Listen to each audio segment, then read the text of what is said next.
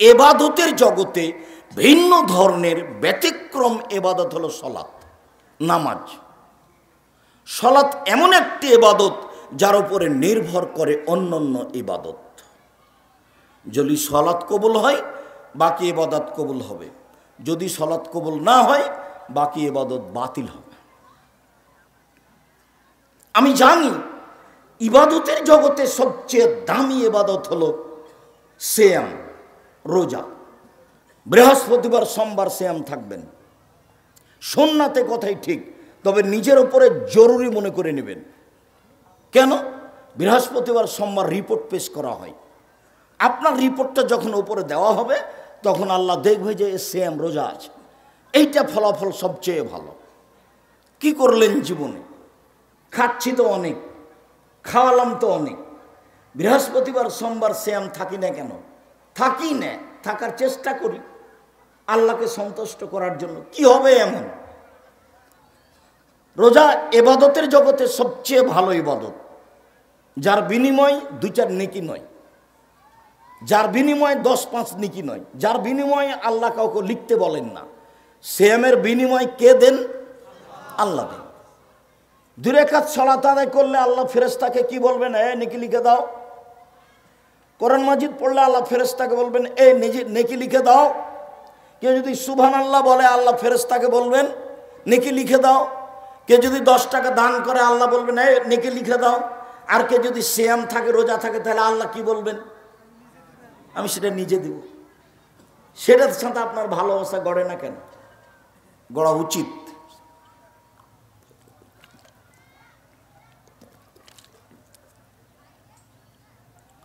ইবাদতের জগতে সবচেয়ে দামি ইবাদত সিয়াম, যার বিনিময়ে আল্লাহ দিবেন। কিন্তু আমি সালাত আদায় করলাম না, তখন আর এ বিনিময় পাওয়া যাবে না, ওই বিনিময় বাতিল হয়ে যাবে। ইবাদতের জগতে সবচেয়ে শক্তিশালী, ক্ষমতাধর, পাওয়ারফুল ইবাদত হলো দান। আপনার মা মারা গেছে, সালাত আদায় করে আপনার মায়ের কোনো উপকার করতে পারবেন না। সিয়াম পালন করে আপনার মায়ের কোনো উপকার করতে পারবেন না। হজ করে আপনার মায়ের কোনো উপকার করতে পারবেন না। কোরআন মাজিদ পড়ে আপনার মায়ের কোনো উপকার করতে পারবেন না। সুবহানাল্লাহ, আলহামদুলিল্লাহ বলে আপনার মায়ের কোনো উপকার করতে পারবেন না।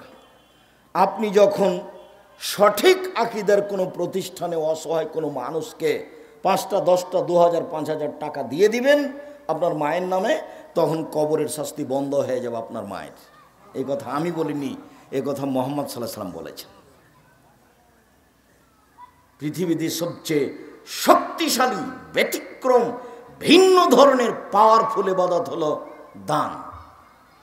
আপনি দান করলেন অনেক, কিন্তু আপনি নামাজ পড়েন না, সালাত আদায় করেন না, তখন আল্লাহ এটা কেটে দিবেন। তাহলে ইবাদতের জগতে সবচেয়ে ভিন্ন ব্যতিক্রম ইবাদত হলো সালাত, যার উপরে নির্ভর করে অন্যান্য ইবাদত। দেখুন, আবু হুরায়রা রাদিয়াল্লাহু তাআলা আনহু বলেন, রাসূল সাল্লাল্লাহু আলাইহি ওয়াসাল্লাম বলেছেন, আউয়াল মা ইউহাসাবু বিহিল আবদু ইয়াউমাল কিয়ামাহ সালাহ। বিচারের মাঠে প্রথম বিচার হবে সালাতের। ফাইন সালাহাত সালাহু সায়রা আমালিহি, যদি তার সালাত কবুল হয় সব ইবাদত কবুল হবে। ওয়াইন ফাসাদাত ফাসাদা সায়রা আমালিহি, যদি তার সালাত না থাকে তাহলে সব ইবাদত বাতিল হবে। এ কথা মুহাম্মদ সাল্লাল্লাহু আলাইহি ওয়াসাল্লাম বলেন। 2টা বই আছে, একটা বইয়ের নাম উপদেশ, সেখানেও পাবেন। একটা বইয়ের নাম সালাত, রাসূল সাল্লাল্লাহু আলাইহি ওয়াসাল্লামের সালাত, বানাম প্রচলিত সালাত। বইটা পড়েন। কেন আপনি বইয়ের উপরে সংকীর্ণতা দেখেন তা তো আমি বুঝলাম না। আপনার জন্যই দিন রাত পরিশ্রম করেছি, দিন রাত, শুধু আপনার জন্য। এদেশের মহিলারা তো বুঝতে পারে না। বেগম রোকেয়া লিখেছে অবরোধবাসিনী। বেগম রোকেয়া রংপুরের মহিলা। রংপুর গাইবান্ধার আরেকজন মহিলা বই লিখেছে কেন হব অবরোধবাসিনী। উনি ভুল লিখেছেন, আমরা অবরোধবাসিনী নই। বইয়ের নাম কেন হব অবরোধবাসিনী। না পড়লে তো আপনি বুঝতে পারবেন না। বইয়ের নাম হলো শিক্ষা বনাম জাহেলিয়াত। 1 বইয়ে, 2 বইয়ে, 3 বইয়ে, 5 বইয়ে, 6 বইয়ে, 7 বইয়ে প্রায়ই মিথ্যা প্রতারণামূলক কথা লেখা আছে। ও লেখকই নয়। তো যদি আপনি না পড়েন শিক্ষা বনাম জাহেলিয়াত, তাহলে আপনি কি দিয়ে বুঝবেন যে আমাকে কি ভুল শিখাচ্ছে? এই যে 2, 3, 5 বইগুলোতে এগুলো লিখাই নয়। এটাই জাহেলিয়াত, এটাই বন্যতা, এটাই বর্বরতা, এটাই অসভ্যতা, যেটা লেখক বইয়ে প্রকাশ করেছে। শিক্ষা বনাম জাহেলিয়াত পড়তে হবে। সেই মহিলারই লিখা, কেন এই নির্যাতন, কি তার প্রতিকার? আমরা মহিলারা কেন নির্যাতিত, আমাদের এই নির্যাতন থেকে বাঁচার পথ কি হতে পারে? বইয়ের নাম কেন এই নির্যাতন, কি তার প্রতিকার। বইয়ের নাম সম অধিকার নয়, মর্যাদা চাই। আমাদের সম অধিকারের প্রয়োজন নেই। আমরা মহিলা, আমাদের মর্যাদার প্রয়োজন আছে, এইটা আমরা চাই। বইয়ের নাম সম অধিকার নয়, মর্যাদা চাই। এগুলো তো আপনার বাড়িতে থাকা দরকার। আপনার মেয়ে, ভাস্তি, খালা, ফুফু, বোন, তার পড়া দরকার। আর আপনি মনে করেন না যে এগুলো এমনি প্রেস থেকে বের হয়, এর পিছনে খরচ হয়। আপনি মূল্যায়ন করবেন, সহজ হবে। সম্মানিত দিনী ভাই বোন, আবু হুরায়রা রাদিয়াল্লাহু তাআলা আনহু বলেন, এই ছেলে, আপনি পাশ দিয়ে কখন হাঁটাহাঁটি করতে দিবেন না। পরিবেশ নষ্ট হোক, এটা আমি চাই না। কিছুক্ষণ পরই বক্তব্য শেষ হয়ে যাবে। আমরা তো আর আব্দুল্লাহ বিন ফজল নই যে ঘন্টার ঘন্টা বক্তব্য দিব। আর সালাত সালাসাত আসলাসিন, সালাত 3 ভাগে বিভক্ত। অজু হলো 3 ভাগের 1 ভাগ। আর রুকু ও 16, রুকু হলো 3 ভাগের 1 ভাগ। আর সজুদ ও 16, সিজদা হলো 3 ভাগের 1 ভাগ। ফমানা দাহাবে হাক্কেহা কবেলাত সালাত হোক কবেলা সায়র আমালেহি। কেউ যদি সালাত ঠিক ঠিক আদায় করে, তার সালাত কবুল করা হবে, সব ইবাদত কবুল করা হবে। রদ্দাত আলাইহি সালাতুহু, যদি তার কোনো কারণে সালাত বাতিল করা হয়, সব ইবাদত বাতিল করা হবে, এক ইবাদতও টিকবে না। ওকে ঠিক মতো আদায় করতে হবে, ঠিক সময়ে, নইলে সব ইবাদত বাতিল হবে। এ কথা আমি বলিনি, এ কথা মুহাম্মদ সাল্লাল্লাহু আলাইহি সাল্লাম বলেন। ওযু, রুকু, সিজদা, ধরে নিলাম যে 300 নেকি আমি পাবো, কথার কথা। তো রুকু ভুল হয়েছে, 100 গেল। সিজদা ভুল হয়েছে, 200 গেল। অজু ভুল হয়েছে, 300 গেল। মানে সালাত আদায় করলাম, কিন্তু 1 নেকিও হবে না। বোঝা গেল না কথা? 3 ভাগে বিভক্ত। আর 3টা অংশ, অজু, রুকু, সিজদা। খালি মারলাম সিজদা, গেলাম আর উঠে গেলাম, গেলাম আর উঠে গেলাম, তখন আর সিজদা হলো না, রুকু হলো না। আর তাড়াহুড়া করে অজু করলাম, ভালো করে করলাম না, তখন অজুও গেছে। এটা একটা ইবাদত, এর সাথে ভালোবাসা থাকতে হবে। এই ছেলেরা, মহিলাদের একটু লক্ষ্য করা, ওরা যেন গল্প না করতে পারে। আপনি আমার দিনী বোন, আপনাকে অনেক ভালোবাসি। আপনি বক্তব্য শুনতে এসেছেন, বেঢঙ্গা মহিলার মতো গল্প করবেন না। ঢং ঢং করে এসেছেন, ঢং ঢং করে চলে গেলেন, তো কি হলো? আসলেন গল্প করতে করতে বেঢঙ্গার মতো, আবার বেঢঙ্গার মতো চলে গেলেন। আমি জানি যে আপনার স্বামীর কারণে আপনার এই স্বভাব খারাপ হয়েছে। আমি বুঝি যে তোমার বাপের কারণে তোমার এই স্বভাব খারাপ হয়েছে, এটা আমি খুব ভালোভাবে বুঝি। কেন? আমি বলিনি, এই কথা আল্লাহর নবী বলেছে। আর আপনার ছেলে মেয়ে খারাপ হয়েছে আপনার স্ত্রীর কারণে। জাবের রাদিয়াল্লাহু তাআলা আনহু বলছেন যে আমরা রাসূলের সাথে যুদ্ধে ছিলাম, আমরা মদিনায় ঢুকবো। তা আল্লাহ রাসূল বলছেন, এ থামো, এ থামো, এ থামো, এখানে থাকো, রাতে এখানে থাকো, সকালে মদিনায় ঢুকবো। তো আমি জাবের বললাম, আল্লাহর নবী, আমি নতুন বিবাহ করেছি, আমাকে বাড়ি যেতে অনুমতি দেন। তা আল্লাহ রাসূল বলছেন, ও তুমি নতুন বিবাহ করেছো? বিকরা নাম সাইয়েবা, কুমারী মেয়ে বিবাহ করেছো, না তালাক প্রাপ্তা মেয়ে বিবাহ করেছো? তো উনি বলছেন যে সাইয়েবা, তালাক প্রাপ্ত মেয়ে বিবাহ করেছি। তো আল্লাহ রসুল বলছেন হাল্লা বিক্রান্ত তুলায়বহা তুলায়বকা, তুমি কুমারী মেয়ে কেন বিবাহ করলে না? তুমি তার সাথে খেলতে, ও তোমার সাথে খেলতো।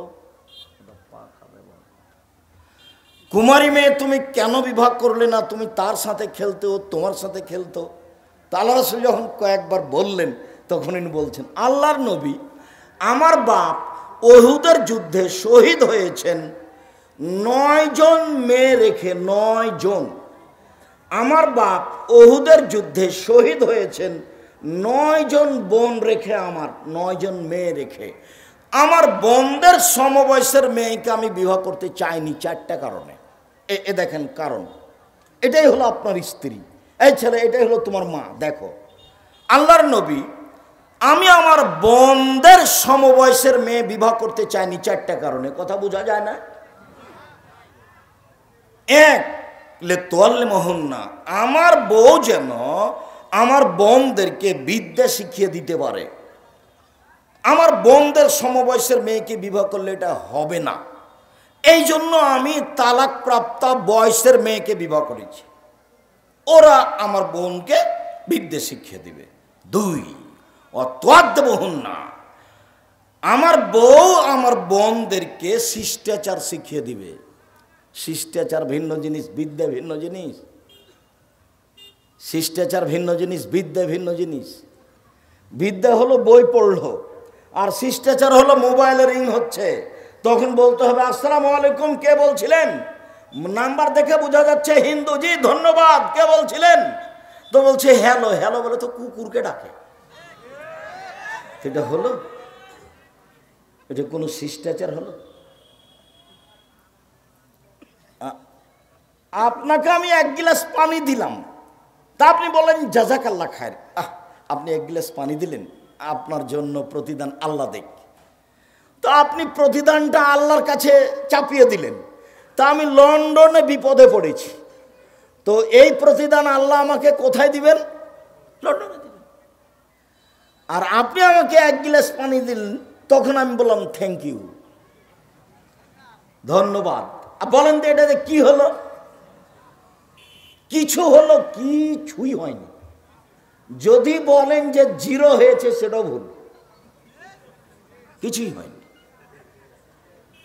আমার স্ত্রী আমার বোনদেরকে শিষ্টাচার শিখিয়ে দিবে। 2, 3, তুরাজ্জালহুন্না, আমার স্ত্রী আমার বোনদের মাথার চুল চিরুনি করে দিবে।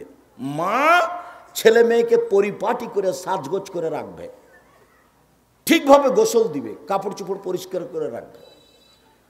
আমার বউ আমার বোনদের মাথার চুল চিরুনি করে দিবে। 4, তাকুমা আলাইহিন্না, আমার বউ আমার বোনদের উপরে পাহারা দিবে।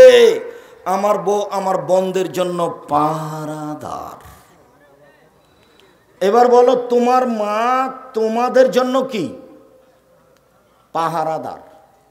তো তোমার বোন এখন ক্লাস 10-এ পড়ে, এখন মাথায় কাপড় না দিয়ে এখানে বসে আছে, বলো তো তোমার মা পাহারাদার নাকি? মিথ্যা কথা, তোমার মা পাহারাদার নয়। তোমার মা মা নয়, এ খালা, এ সৎ মা। এ নিজেই জানে না মা কাকে বলে। বাপে বিবাহ দিয়েছে, স্বামীর কাছে গেছে, তাই বাচ্চা হয়ে গেছে। ওর নিজের জানা নাই মা কাকে বলে। এই ছেলে, হাদিস বুখারী মুসলিমের, তুমি বিবেচনা করো। আমি নিজের ভাষা বলিনি, আমি নিজের কথা বলিনি। আমার স্ত্রী আমার বোনদেরকে 4টে জিনিস শিখাবে। 1, বিদ্যা। তোমার মায়ের তো একটা দোয়া মুখস্থ নেই। তোমার মাকে গিয়ে আজকে জিজ্ঞাসা করো, তোমার মা কোনোদিন দরজাটা বিসমিল্লাহ বলে বন্ধ করে কিনা? আল্লাহ রাসূল বলছেন গাল্লে কোলা ওয়াজকুরুল্লাহ, দরজা বন্ধ করো, বিসমিল্লাহ বলো। ফাইনা শায়তান লা ইয়াফতাহু বাবান মুগলাকান, বন্ধ দরজা শয়তান খুলতে পারে না। যখন কোনো দরজা বিসমিল্লাহ বলে বন্ধ করা হবে, তখন ওই শয়তান দরজা খুলতে পারবে না।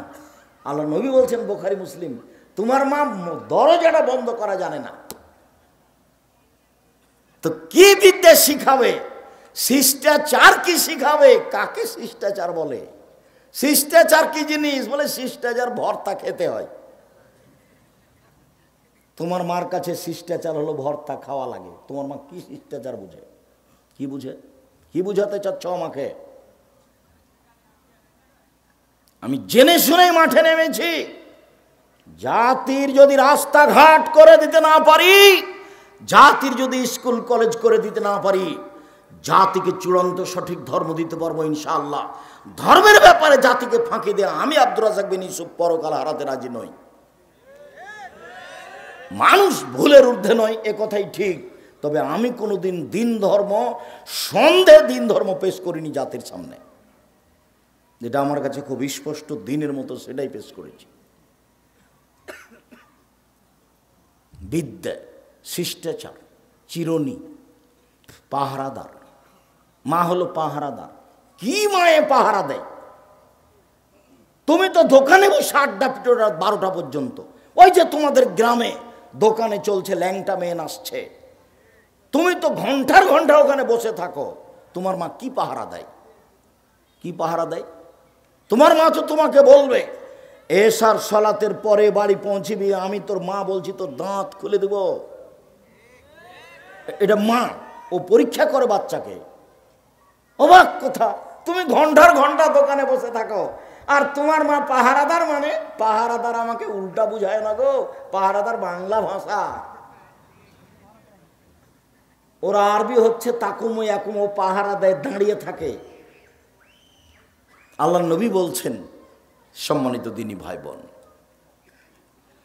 সালাত এমন একটি ইবাদত যার উপরে নির্ভর করে অন্যান্য ইবাদত। আল্লাহ বলেন, ওয়াকিমুস সালাতা লিযিকরি। পৃথিবীর মানুষ মুহাম্মদ সাল্লাল্লাহু আলাইহি সাল্লাম, আপনি সালাত আদায় করুন আমাকে ডাকার জন্য। পৃথিবীর মানুষ, তোমরা সালাত আদায় করো আল্লাহকে ডাকার জন্য। মহান আল্লাহ বলেন, হাফিজু আলাস সালাওয়াতি ওয়াস সালাতিল উস্তা। পৃথিবীর মানুষ, তোমরা 5 ওয়াক্ত সালাত আদায় করো, ঠিক ঠিক। বিশেষভাবে আসরের সালাত আদায় করো নির্ধারিত সময়ে, নির্ধারিত নিয়মে। 5টার সময়ে আসরের সালাত আদায় করো না। সূর্য ডুবে তখন আজান দিয়ে সালাত আদায় করছে আসরের। ধর্ম পাগল হয়ে গেছে। धर्म राजशाही चांपाई ना हवाई लड्डू दोनों हाथ में लड्डू है, जो चाहे उसको खा ले, जो चाहे उसको छोड़ दे।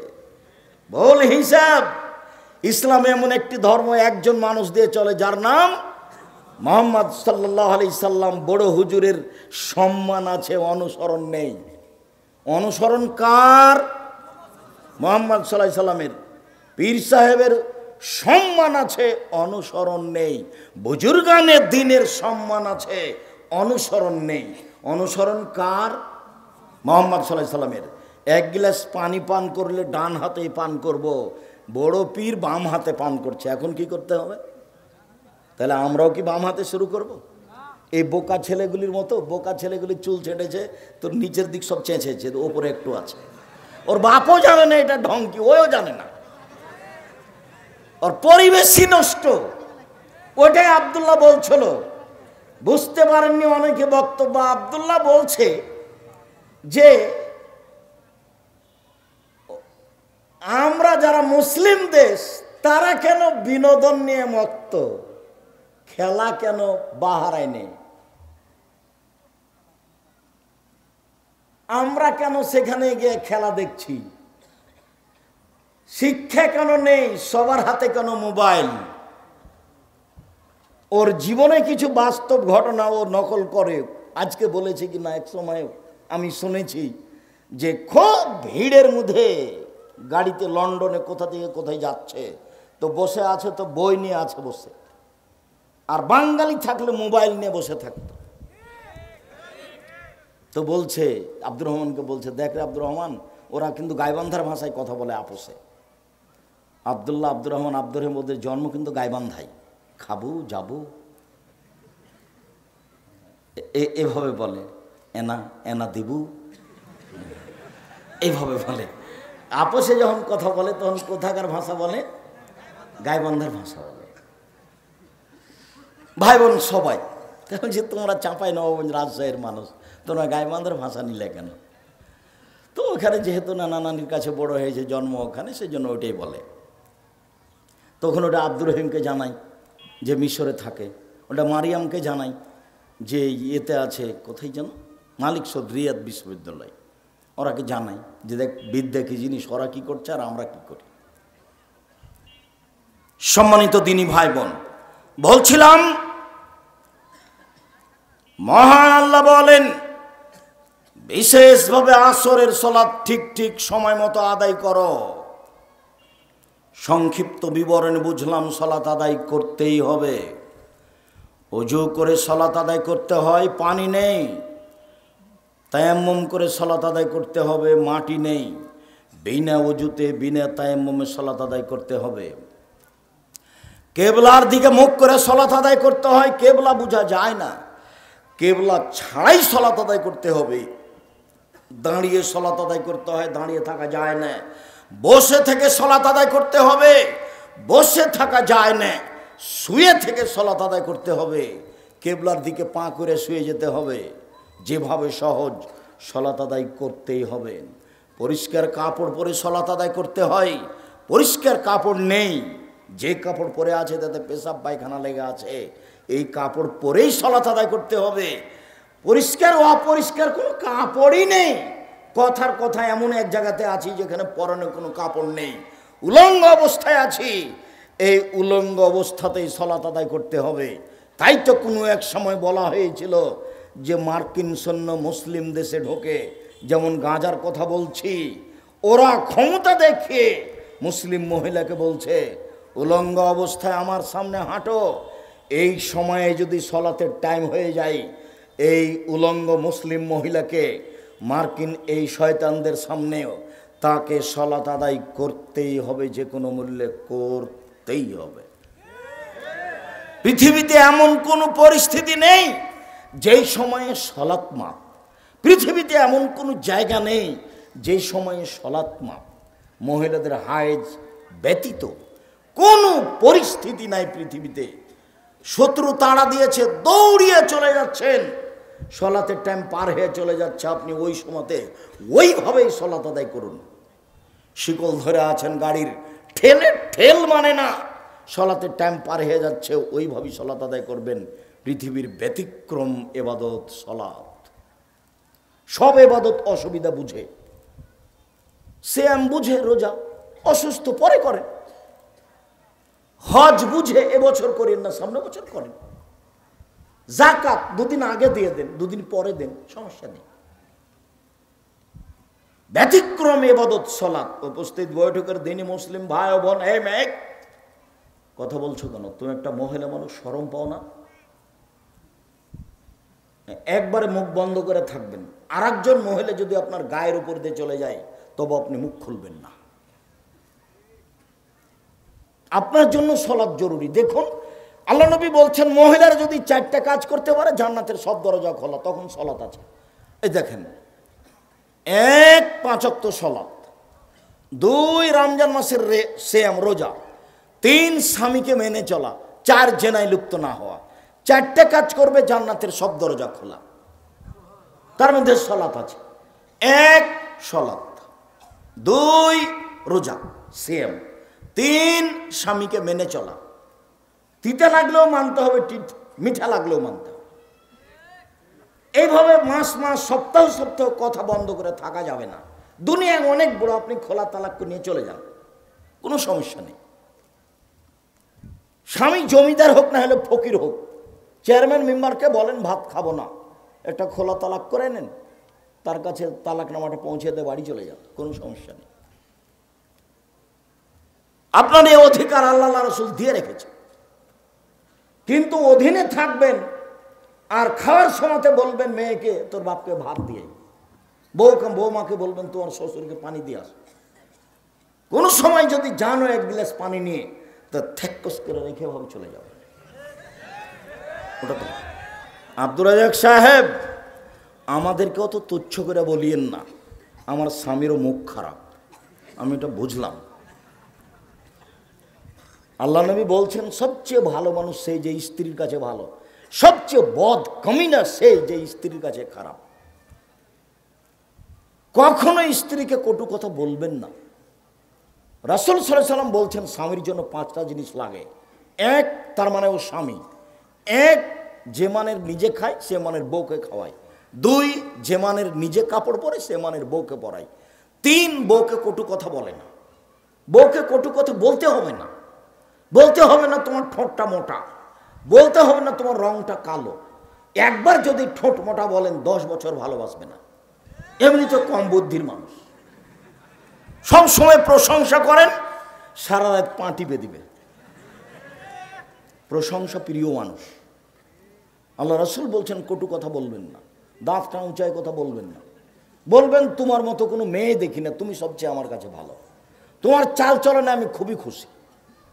কটু কথা বলবেন না, মুখের ওপরে মারবেন না, নিজের বাড়ি ছাড়া কোথাও যেতে দিবেন না। ফুফুর বাড়ি যেতে পারে না, খালার বাড়ি যেতে পারে না, মায়ের বাড়ি যেতে পারে না, এখানে সেখানে যেতে পারে না, হাটবাজারে যেতে পারে না। কাপুরুষের স্ত্রী যেতে পারে। আমরা তো জীবনও হাটবাজারে যাই না, তা আমরা তো বেঁচে আছি। কই আমাদের তো চলে। আমার ছাত্র জীবন থেকে নিয়ে এখন পর্যন্ত আমি কোনোদিন চায়ের স্টলে বসিনি। প্রতিষ্ঠানের ভিতরে, জামিয়া সালেফের ডাঙ্গিপাড়ার ভিতরে আছে, প্রতিষ্ঠানের ভিতরে আছে চায়ের স্টল দোকান। ওখানে গেলে ও তাড়াহুড়া করে বলে, হুজুর আসেন একটু বসেন বসেন বসেন। ও তো মনে করছে যে আমাদের বস এসছে, তাহলে একটু বসতে বলি, কি দেবো বলেন। না, তুমি ফাঁকি দিও না, ভালো করে জিনিস বানাইও। ছেলেরা যদি অভিযোগ দেয় তাহলে কিন্তু তুমি থাকতে পাবে না। ছেলেদের অভিযোগই গ্রহণ হবে। তুমি আবার ভুল বুঝিও না আমাকে বলিও না আব্দুর রাজ্জাক সাহেব আমাকে বিদায় করে দিয়েছে, এটা আমাকে বলিও না পরে। ছেলেরা ভালো বললে তুমি ভালো, ছেলেরা খারাপ বললে তুমি খারাপ। তবে একজন বললেই সেটা গ্রহণ করব তা নয়। তো কই চায়ের স্টলে না বসে তো আমরা বেঁচে আছি তো দুনিয়াতে কোন রকম করে তো আছি। কেন আপনি আড্ডা পিটবেন? আপনাকে আমি বলেছি 4টে নসিহত থাকবে মনে, 4টে। 1 5 ওয়াক্ত সালাত, 2 হালাল রুজি, 3 কোরআন তেলাওয়াত, 4 দুইজন যেখানে বসে আছে সেখানে বসবেন না। আব্দুর রাজ্জাক সাহেব প্রয়োজনে বসেন, 2 জন বসে আছে, আপনি বসলে তো আড্ডা পিটা হলো। এই ছেলে, তোমরা যারা পাহারা দিছো দেখতে পাও না গাড়িটা এখানে মোটরসাইকেলটা স্টার্ট দিল, এটা দেয় কি করে? তুমি কি দেখাচ্ছ আমাকে? মোটরসাইকেল ঠেলে বাইরে নিয়ে যাবে, তারপরে স্টার্ট দিবে। তুমি এত স্বাভাবিক মনে করলে? তোমরা পাহারা দাও, এখান থেকে না শেষ পর্যন্ত পাহারা দাও, অযোগ্যতার পরিচয় দিও না, এরপরে আমাকে দাওয়াত দিও না।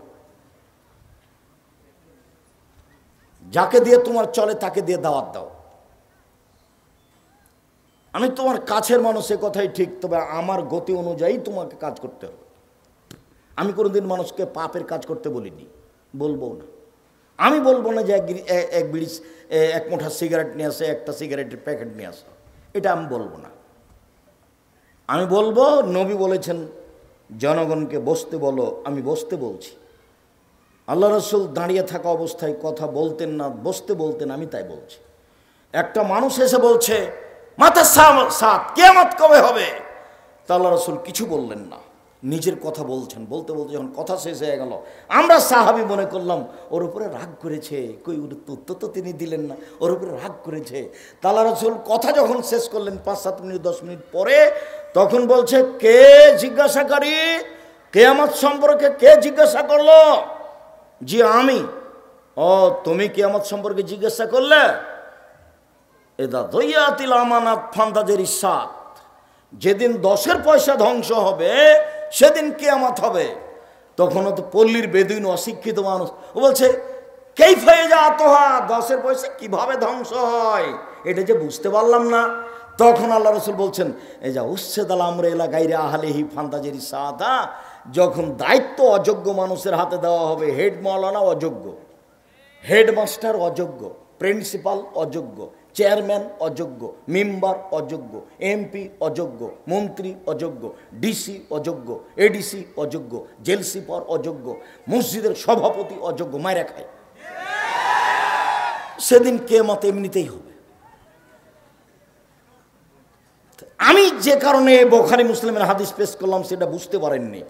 আল্লাহ রাসূল যে কথা বলছিলেন সাহাবীদের সামনে, একটা লোক এসে বলল যে কিয়ামত কবে হবে, আল্লাহ রাসূল তাৎক্ষণিক তার উত্তর দিলেন না।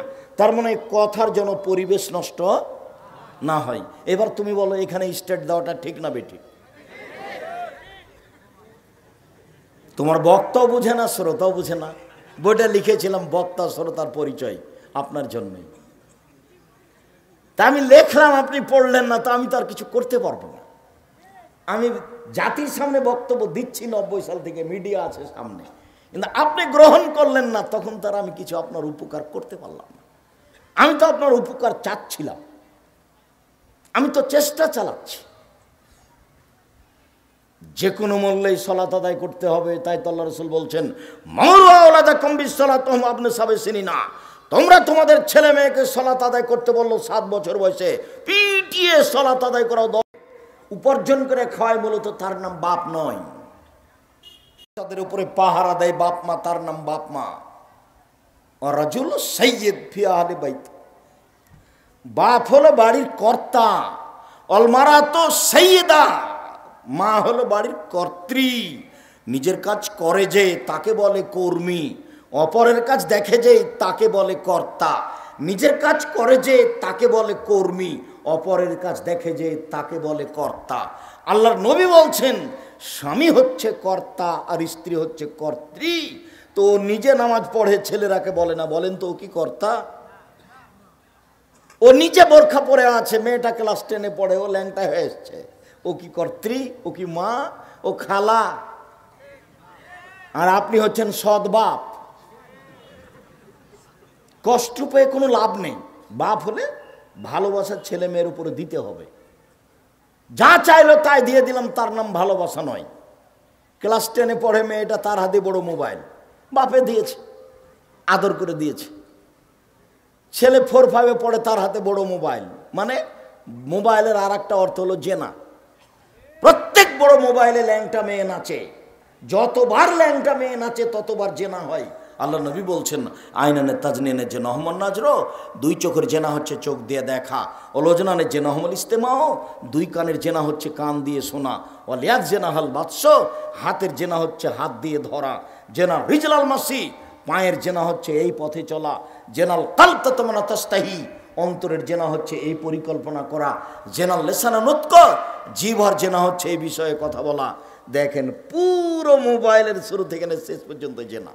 এখানে এমনও যুবক বসে আছে যে ঘন্টার ঘন্টা বেটি ছেলের সাথে কথা বলে।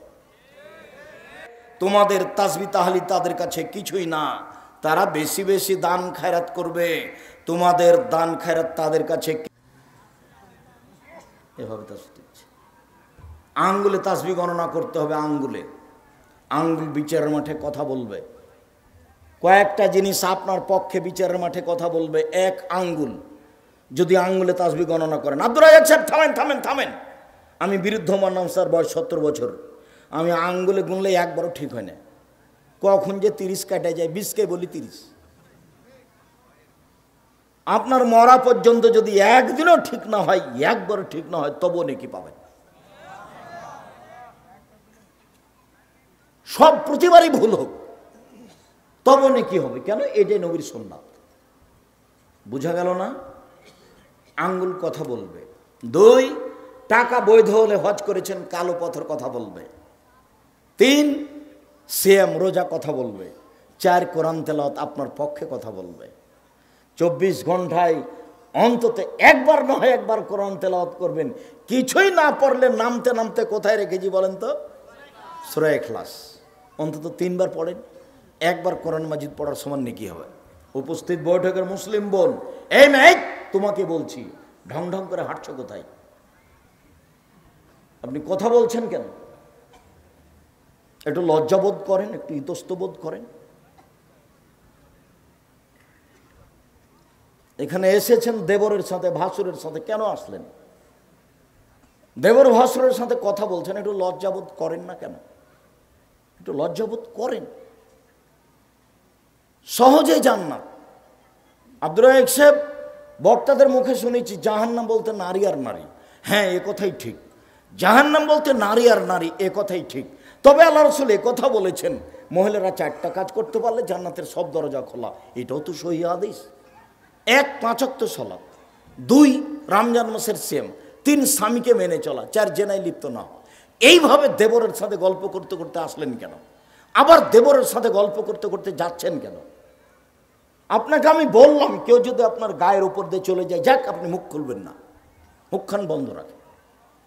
আব্দুর রাজ্জাক বিন ইউসুফ এসেছেন, চলো ওখানে বসার পরে মুখ খুলবো না, যা হবে হবে, একবারে টোটালি মুখ বন্ধ।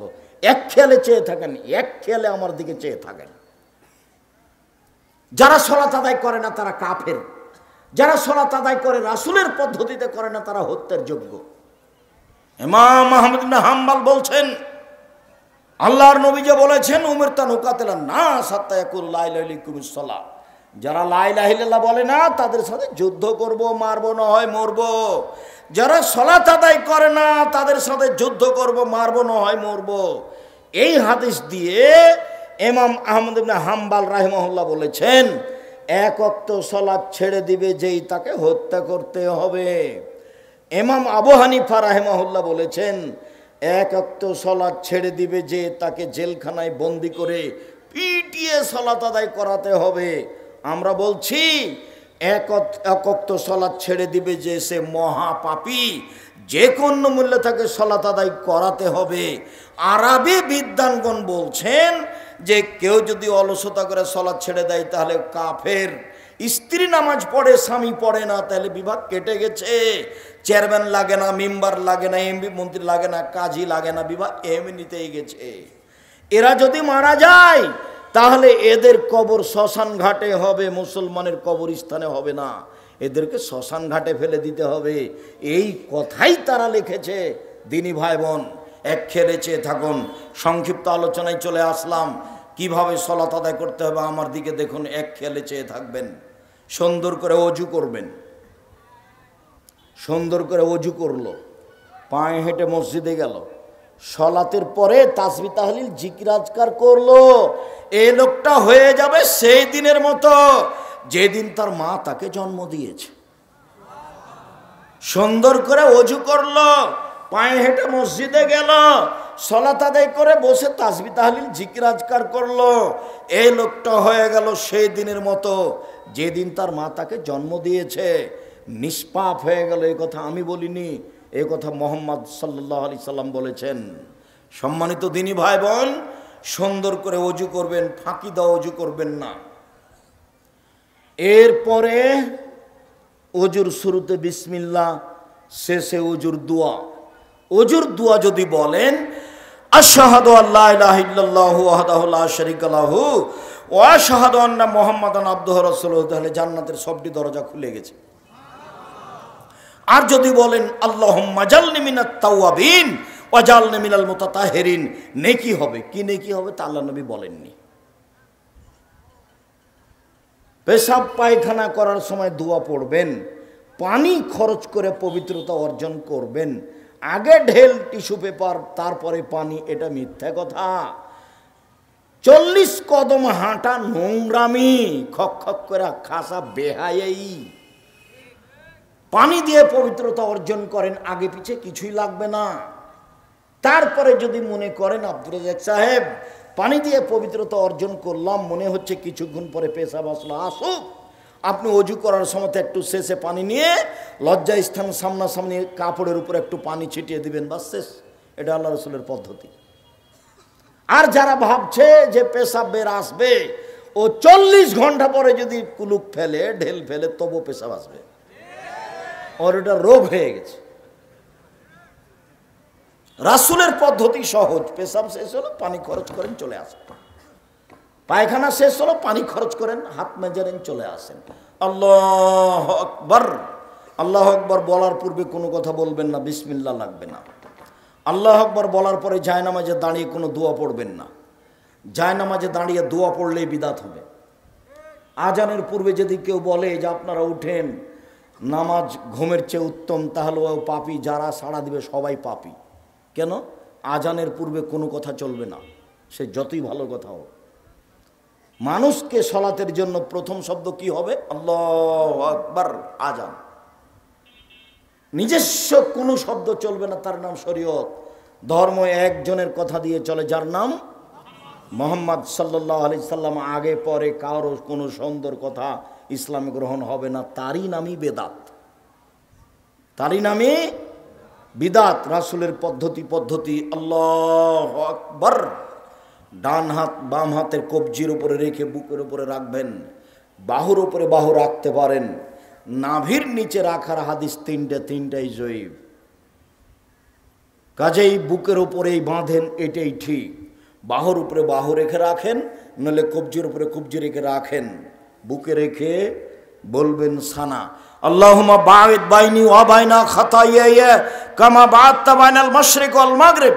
হে আল্লাহ, আল্লাহুম্মা, হে আল্লাহ, তুমি আমার পাপকে ধুয়ে দাও, আমাকে আর আমার পাপের মধ্যে অত দূরত্ব করে দাও, পূর্ব পশ্চিমকে তুমি যত দূরত্বে রেখেছ, পূর্ব থেকে পশ্চিম লক্ষ কোটি কিলোমিটার দূরে, আমার থেকে আমার পাপকে এত দূরে করে দাও।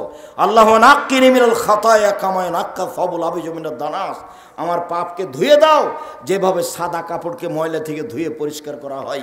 আল্লাহ মাগসিল খাতায়া বিল মাই ওয়াল সালজি ওয়াল বারাদ, হে আল্লাহ, তুমি আমার পাপকে বরফ দিয়ে, তুষার দিয়ে, ঠান্ডা পানি দিয়ে ধুয়ে পরিষ্কার করে দাও।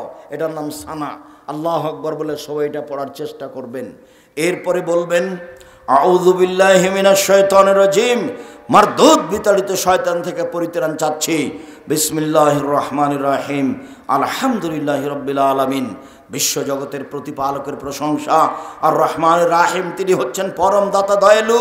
মালিক ইয়াউমিদ্দিন, তিনি হচ্ছেন বিচার দিনের মালিক। ইয়াকা না'বুদু, একমাত্র তোমার ইবাদত করি। ওয়া ইয়াকা নাস্তাইন, একমাত্র তোমার কাছে সাহায্য চাই। ইহদিনাস সিরাতাল মুস্তাকিম, তুমি আমার একটা কথা শোনো, তুমি আমাকে সরল পথ দেখাও।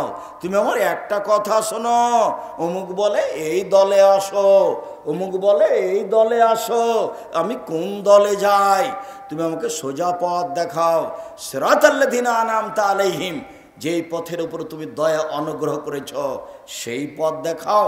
গায়রিল মাগযুবি আলাইহিম ওয়ালাদ-দাল্লিন, ইহুদিদের পথ দেখায়ও না, খ্রিস্টানদের পথ দেখায়ও না, ভ্রান্ত যারা ওদের পথ দেখায়ও না, অভিশপ্ত যারা তাদের পথ দেখায়ও না। আমিন। দীর্ঘ সময় ধরে তোমার দরবারে যেই বিনয়ের সাথে অন্তর থেকে প্রার্থনা করলাম, সেটা তুমি কবুল করো। এরপরে যদি সূরার প্রথম হয় তাহলে বিসমিল্লাহ, আর যদি সূরার প্রথম না হয় তাহলে কিছুই বলতে হবে না। আর এমনি যখন কোরআন তেলাওয়াত শুরু করবেন, সূরার যদি প্রথমে হয় তাহলে আউযুবিল্লাহ বিসমিল্লাহ, আর যদি সূরার মধ্যেও হয় কোনো জায়গাতে তাহলে শুধু আউযুবিল্লাহ। বিসমিল্লাহির রহমানির রহিম, পরম দাতা দয়ালু নবী, আরম্ভ করলাম যে কোনো একটি সূরা। কুল আল্লাহু আহাদ, হে নবী আপনি বলুন আল্লাহ একক, আল্লাহ সমাদ, আল্লাহ নিরপেক্ষ মুখাপেক্ষীহীন। লাম ইয়ালিদ, তিনি কাউকে জন্ম দেননি। ওয়ালাম ইউলাদ, তিনি কারো থেকে জন্ম নেননি। ওয়ালাম ইয়াকুল্লাহু কুফুয়ান আহাদ, তার সমকক্ষ কেউ নেই।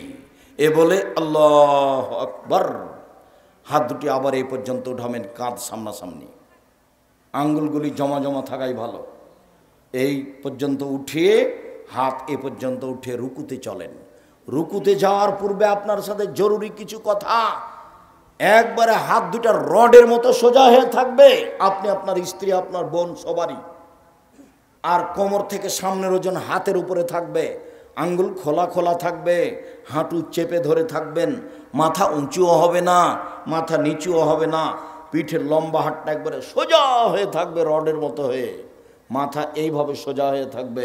আপনি বলবেন সুবহান রাব্বিয়াল আযীম, উঁচু আল্লাহর পবিত্রতা বর্ণনা করছি একাধিকবার, 3 বার 5 বার 10 বার, একটাও বর্ণনা ঠিক নাই, যে যা পারে বলবেন সুবহুন কুদ্দুসুন রব্বুল মালাইকাতুর রূহ, তুমি পাক, তুমি পবিত্র, তুমি ফেরেশতার প্রতিপালক, তুমি জিবরাইলের প্রতিপালক। নইলে আপনি বলবেন সুবহানাকা আল্লাহুম্মা রাব্বানা ওয়া বিহামদিকা আল্লাহুম্মা আগফিরলি, তোমার প্রশংসা সহকারে তোমার পবিত্রতা বর্ণনা করছি, আমাকে ক্ষমা করো। যতবার পারবেন বলেন। এরপরে বলেন সামি আল্লাহু লিমান হামিদা, এই পর্যন্ত হাত উঠে বলবেন আল্লাহ ওই লোকের প্রশংসা শুনলো যে তার প্রশংসা করলো, বরকতময় তার প্রশংসা, মঙ্গলময় তার প্রশংসা, অনেক তার প্রশংসা, মিলাস সামাতে, আকাশ পরিমাণ প্রশংসা, মিলাল আরজ, জমিন পরিমাণ প্রশংসা, মিলাবা বাইনাহুমা, আকাশ জমিনের যে মধ্যে যে ফাঁকা রয়েছে এই পরিমাণ প্রশংসা, মিলামা শেতামিন শাইন বাদো, এরপরে যা চাও তাই, এরপরে যা চাও তাই, যত প্রশংসা চাও তত তোমার প্রশংসা। দাঁড়িয়ে দাঁড়িয়ে বলার পরে হাত রুকু থেকে উঠে ছেড়ে দেন, এভাবে উঠিয়ে রাখবেন না, বুকে বাঁধবেন না। আরো অনেকে যে বাঁধছে, বাঁধো, আমাদের দীর্ঘ ২৬ বছরে কোনোদিন আমরা এই হাদিস পেশ করতে পারিনি। ২৬ বছর থেকে ফতোয়া লিখছি, ৬ বছর থেকে ফটোবোধ পরিচালনা করি।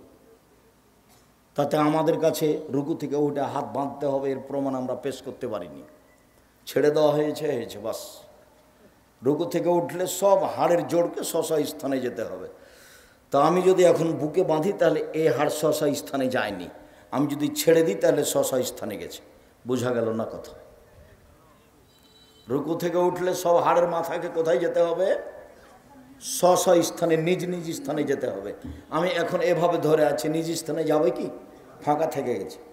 আর যদি ছেড়ে দিই স্ব স্থানে গেছে।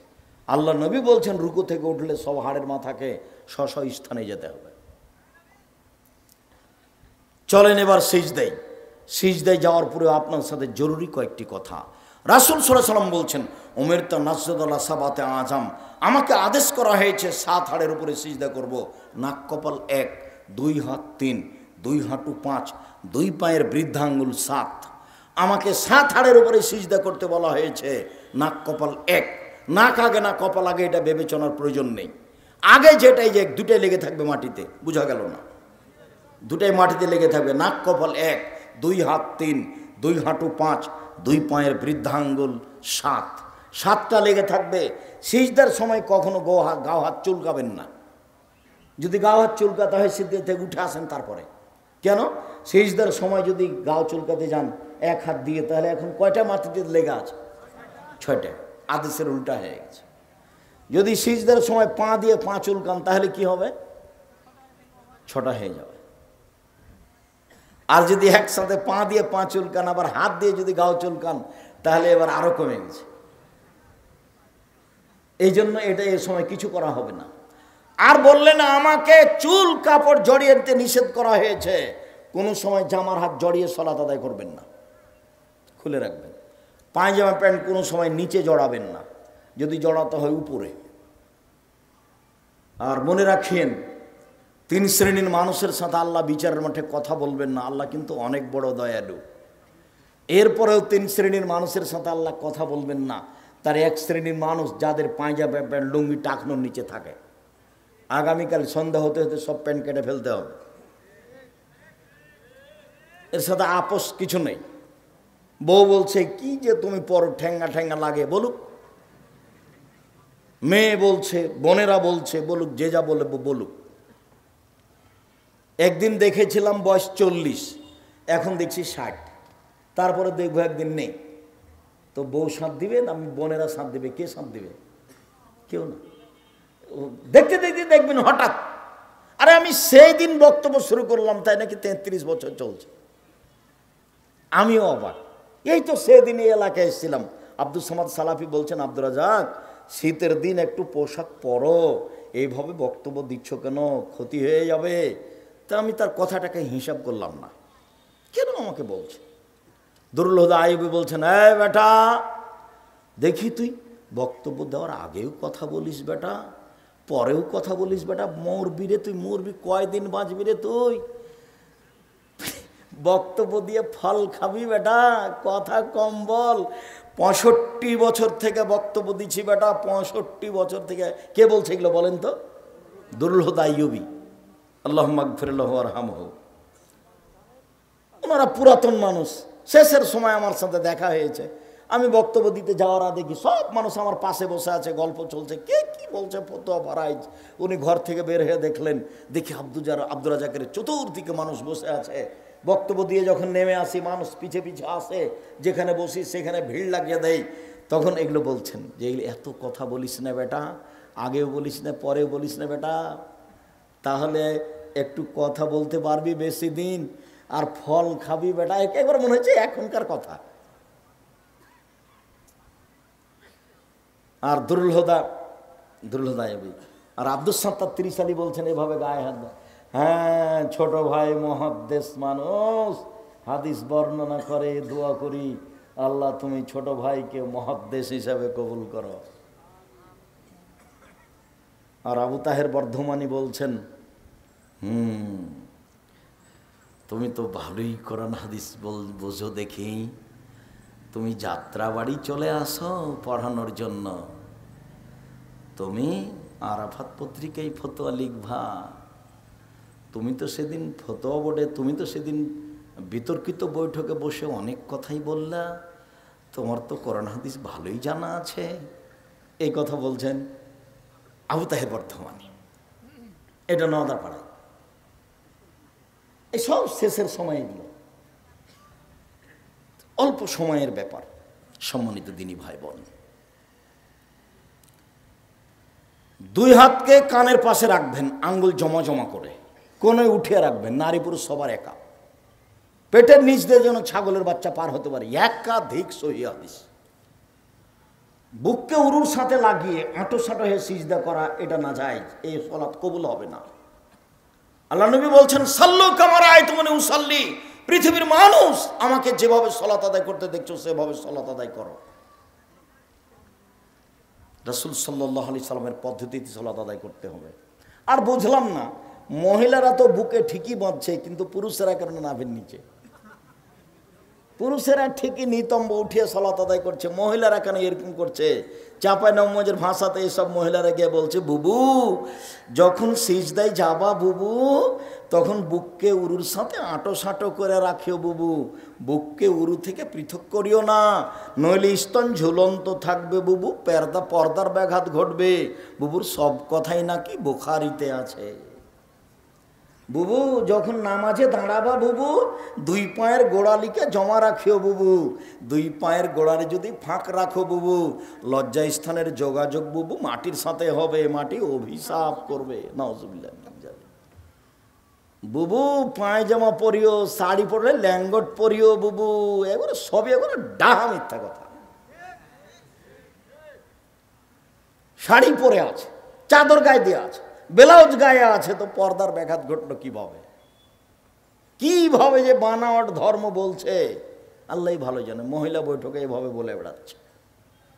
মহিলারা বাড়িতে বসে দাওয়াত দিতে পারে, এই গ্রাম ওই গ্রাম যেতে পাবে না, যাওয়া হারাম।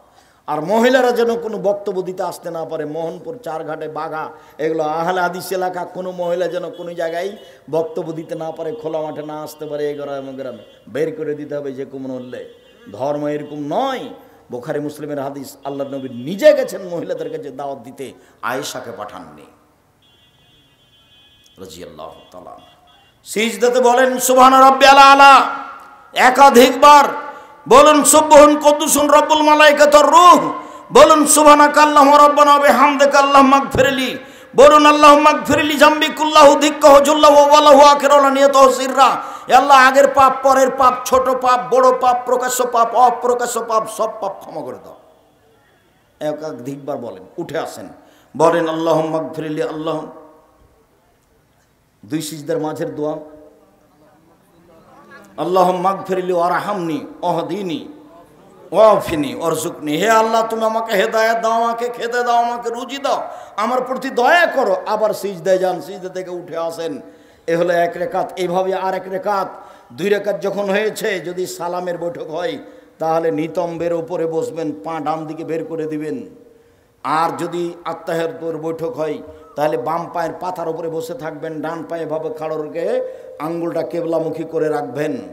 সালামের বৈঠক হলে বাম হাতের হাত বা আঙ্গুলগুলি জমা জমা করে রাখবেন, ডান হাত এইভাবে আঙ্গুল জমা করেন। এই ছেলে, তুমি তো বুঝতে পারছো যে বক্তব্য শেষের দিকে, তুমি পরিবেশ নষ্ট করতে চাচ্ছ কেন? দুইটা আঙ্গুল জমা করেন তো দেখি, দুইটা। তৃতীয় আঙ্গুলের নখের উপরে বৃদ্ধাঙ্গুলের পেট রাখুন। আমার দিনী বোনেরা প্রজেক্টর আছে কিনা জানি না, দেখেন। এই যে প্রথম দুটা জমা করেন, কনিষ্ঠ আঙ্গুলের এবং তার পরেরটা, তারপরে 3 নম্বর আঙ্গুলটার নখের উপরে বৃদ্ধাঙ্গুলের পেট রাখেন। এ হলো গোলাকার। এবার আঙ্গুলটা অবিরাম নড়বে। একবার নড়ার প্রমাণে কোনো জাল জয় ভুয়া হাদিসও নেই। অবিরাম নড়বে। নড়া মানে শয়তানকে আঘাত করা। আত্তাহিয়াতু লিল্লাহি ওয়াস সালাওয়াতু ওয়াত তাইয়্যিবাতু, আসসালামু আলাইকা আইয়ুহান নাবিয়্যু, আসসালামু আলাইনা ওয়া আলা ইবাদিল্লাহিস সালিহিন। সমস্ত ইবাদত আল্লাহর জন্য। নবীর উপরে শান্তি অবতীর্ণ হোক, আমাদের উপরে শান্তির নিরাপত্তা অবতীর্ণ হোক। আশহাদু আল্লা ইলাহা ইল্লাল্লাহ, সাক্ষ্য দিচ্ছে আল্লাহ ছাড়া কোনো মাবুদ নাই। ওয়া আশহাদু আন্না মুহাম্মাদান আবদুহু ওয়া রাসূলুহু, আরও সাক্ষ্য দিচ্ছি মুহাম্মদ তার বান্দা এবং তার রাসূল। আল্লাহুম্মা সাল্লি আলা মুহাম্মাদিন ওয়া আলা আলি মুহাম্মাদ কামা সাল্লাইতা আলা ইব্রাহিম ওয়া আলা আলি ইব্রাহিম ইন্নাকা হামিদুম মাজিদ। হে আল্লাহ, তুমি মুহাম্মদ সাল্লাল্লাহু আলাইহি সাল্লামের বংশধরের প্রতি এবং তার ছেলে মেয়ে আহাল পরিবারের প্রতি, ইব্রাহিম আলাইহিস সালাম তার বংশধর আহাল পরিবারের প্রতি শান্তি অবতীর্ণ করো। তুমি প্রশংসনীয়, তুমি জ্ঞানী। আল্লাহুম্মা বারিক আলা মুহাম্মাদিন ওয়া আলা আলি মুহাম্মাদ কামা বারাকতা আলা ইব্রাহিম ওয়া আলা আলি ইব্রাহিম ইন্নাকা হামিদুম মাজিদ।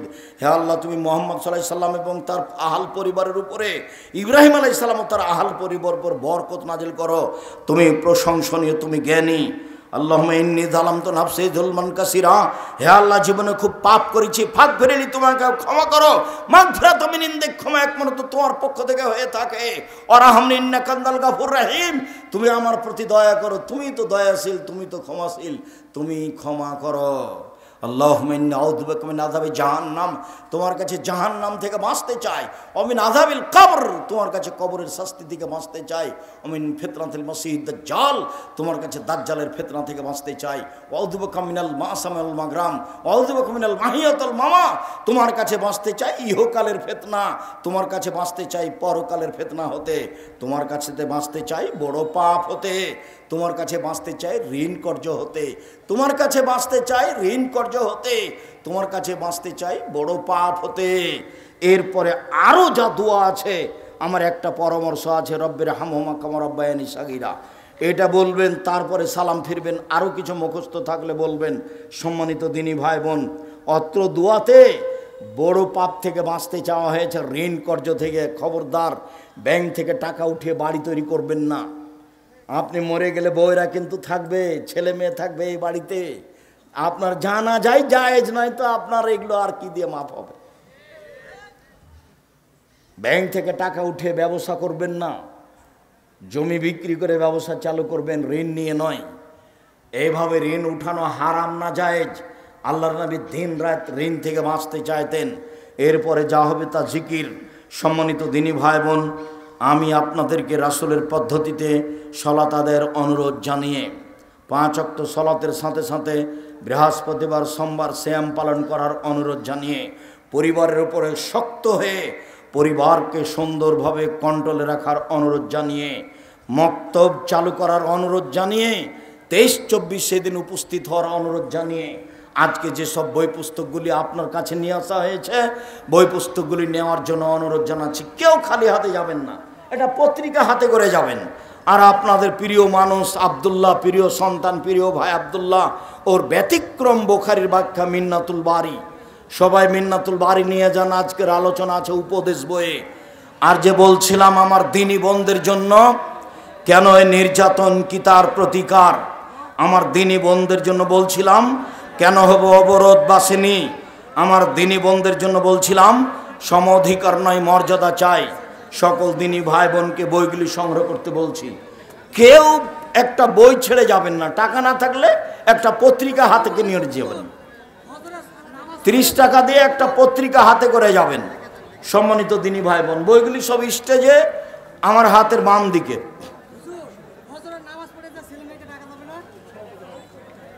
আগে ডাকতে হবে। সবাইকে আমি বইগুলো সংগ্রহ করার জন্য অনুরোধ জানাচ্ছি। এটাই হলো আমাদের দিন প্রচারের মাধ্যম, মুখে কলমে মিডিয়ায়। আপনাকে কলম মূল্যায়ন করতে হবে। 50 টাকা, 200 টাকা, 100 টাকা বড় কথা নয়। চায়ের স্টলের পাশ দিয়ে যেতে শেষ হয়ে যাবে। অতএব সবাইকে বইগুলো আমি মূল্যায়ন করার জন্য অনুরোধ জানাচ্ছি। টাকা না থাকলে একটা পত্রিকা হাতে করে যাবেন 30 টাকা দিয়ে।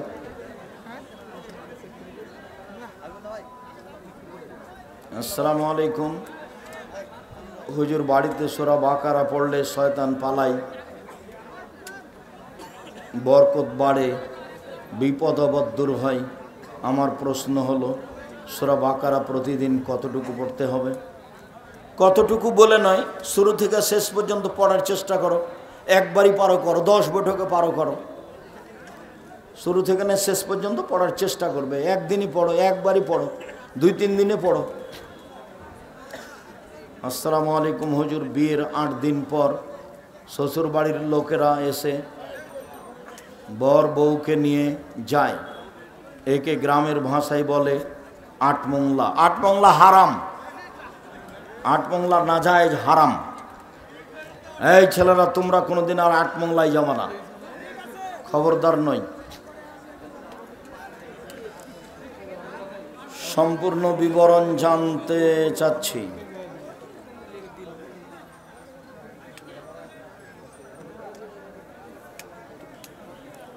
আসসালামু আলাইকুম হুজুর, টয়লেটে ঢোকার পর আর দোয়া দরুদ জিকির ইত্যাদি করা যাবে না নাকি? পেশাব পায়খানা চলাকালীন সময়, শুধু পেশাব পায়খানা চলাকালীন সময় দোয়া পড়া যাবে না, জিকির আজকার করা যাবে না। টয়লেটে ঢোকে করতে পারেন, টয়লেট তো ঘুমানোর ঘরের চেয়ে সুন্দর হয়ে আছে, ঝকঝকে হ্যাঁ আছে, একবারে এখানে টাইলস দিয়েছে ওপরে নিচে সব পাশে। শুধু পেশাব পায়খানা চলাকালীন ইবাদত বান্দেগি চলবে না, জিকির চলবে না।